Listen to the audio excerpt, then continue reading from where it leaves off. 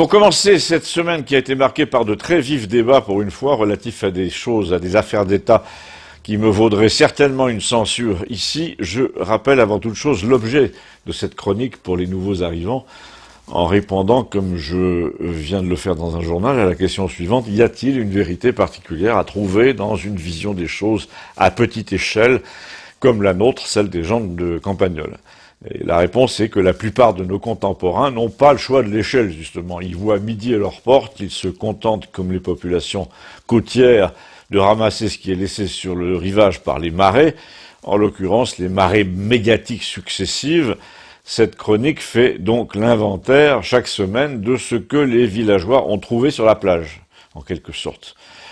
Ensuite, il y a la description des rapports entre eux qui sont souvent et de plus en plus conditionnés par les mots d'ordre qu'ils entendent et les manipulations verbales qu'ils subissent. En ce sens, la chronique de Campagnole est un écho lointain des joutes entre Don Camillo et Pépone.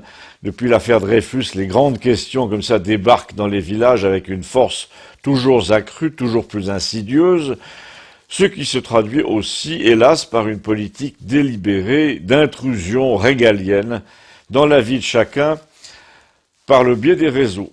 Voilà. Outre celui du fisc, qui est le plus ancien et qui s'arroge tous les pouvoirs, il y a celui de l'électricité, compteur intelligent obligatoire qu'on vous pose de force, par exemple. Il y a celui d'Internet. Rien ne peut plus se faire administrativement sans être en ligne maintenant. Il y a celui du contrôle technique permanent de tout ce que vous possédez, de l'isolation à la construction d'un abri de jardin, de la pose de plaques solaires à l'entretien de votre voiture. Rien n'est plus laissé à votre discrétion. C'est toujours Paris et l'Europe qui prétendent décider pour vous. Et naturellement, depuis peu, il y a le contrôle plus ou moins obligatoire de votre santé. Depuis quelques mois, en effet, à la faveur des consignes sanitaires complètement artificielles qui leur ont été imposées, les villageois comme nous se définissent plus que jamais comme réfractaires ou non.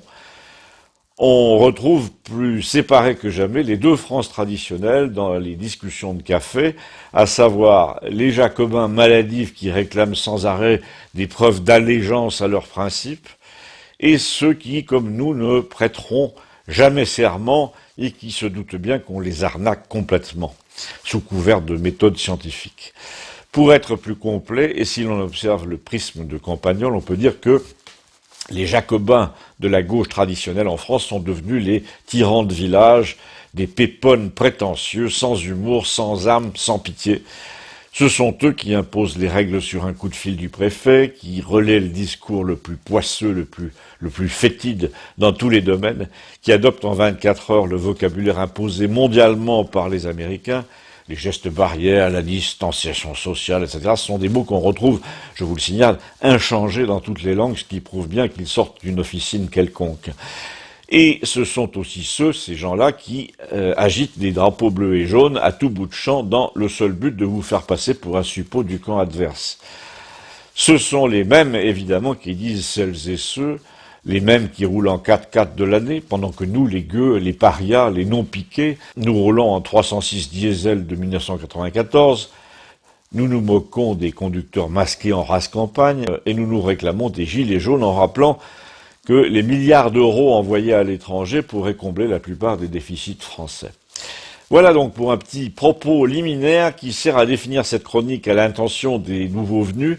Transmettez à ceux qui vous demandent encore de quoi il s'agit et passez avec moi, s'il vous plaît, de l'autre côté de la frontière, de la barrière, en cliquant l'un des liens ci-dessous pour entendre au sujet de quoi nous nous sommes littéralement écharpés cette semaine avec l'abonné au monde dans ma cuisine pour cause de neige, mais ça a un rapport avec la déclaration solennelle du tsar de Russie sur les mœurs occidentales, déclaration qui a donc, en vertu du principe que je viens d'énoncer, d'énormes répercussions chez nous. À tout de suite.